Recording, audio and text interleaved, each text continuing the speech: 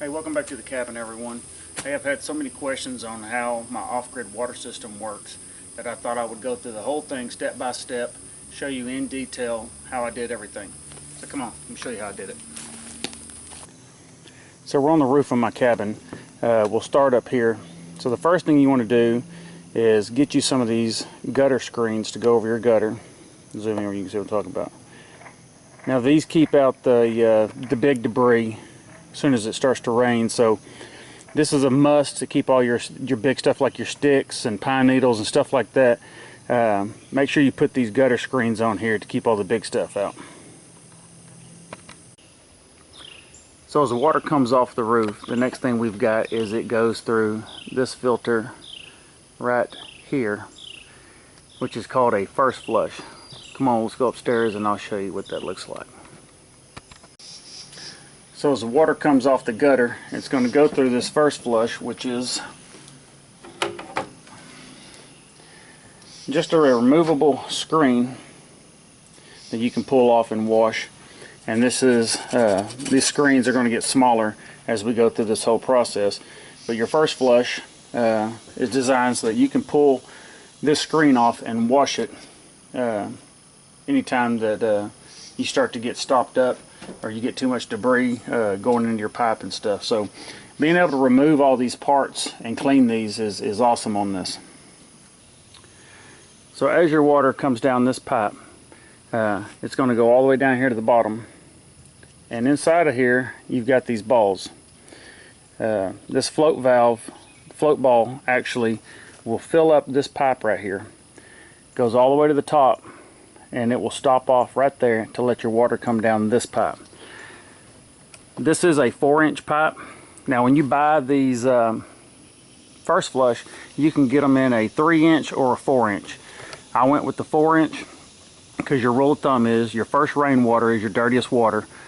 Is why it's called a first flush. So it goes down this, when it first rains, it will go down this pipe right here all the way down to the bottom, and there's a little bleed valve that goes on right here, and this ball is inside there, and this ball will go up this pipe. It will stop off right here, allowing your water. Now I have a 4-inch by 2-inch T-valve right there. So this pipe right here is a 2-inch pipe. This allows the water to continue down to the tank. Now what this is a very small micron filter. You can unscrew these. This filter comes out, and you can put chlorine tablets inside of here. You can also wash this filter back out, put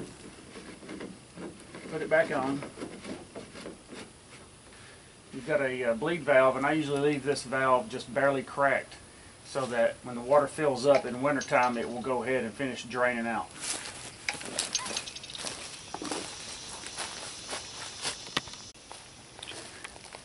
Afterwards, the water will then go into the tank.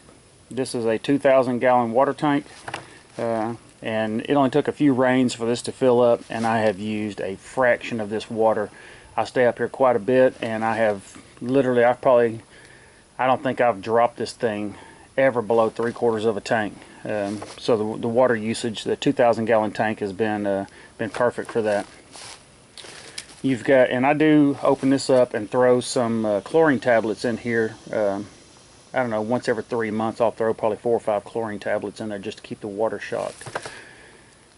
So your water will then get pumped out right here, and it gets pumped into the cabin. Let's go inside and I'll show you how all that works.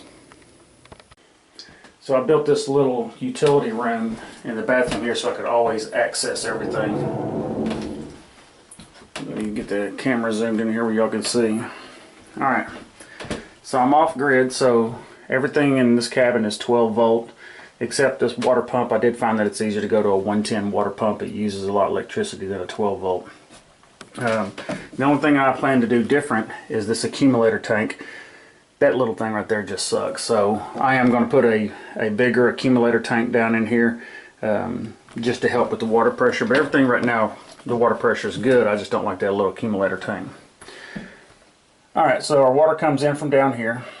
It's going to go through this filter right here. Now this is a charcoal filter, and all this really does is take the chlorine and the rest of any harmful bacteria out of the water. Now if you wanted this for drinking water, they make a 3-stage charcoal system that I would recommend using, and I probably will at one point put in here, but since all I'm using this for is just washing water and shower water, I just went with the single tier charcoal filter. Excuse me. So I left all this exposed in case I ever have to work on anything. I always look at everything from a maintenance standpoint. I don't like everything being closed behind walls and then later get a leak and you gotta start tearing walls out. But I did go ahead and right here you'll see that is another little screen. So I wanted one more added protection before it goes through the pump, to have this little screen right here to finish catching any debris that may have made it through the entire system. The only downside to having an off-grid water system is having to contend with the noise that the pump makes. And I think by getting a bigger accumulator tank, that would solve a lot of your issues. But as far as shower pressure, you still get a full shower.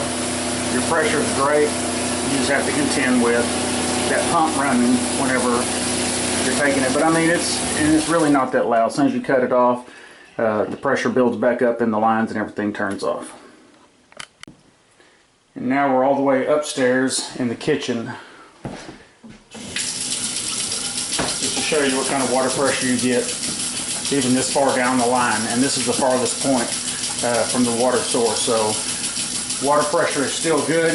Like I said, you have to, the little sputtering that you have here is due to that small accumulator tank, and I will be putting a bigger one in, and that will stop all that. And that is literally how this system works. I do have a tankless water heater that I use, and that's a simple hookup, but that is how I collect my rainwater and get full usage out of it. I appreciate y'all watching this video. If you haven't subscribed, I hope you do, and I hope y'all have a blessed day. Take care.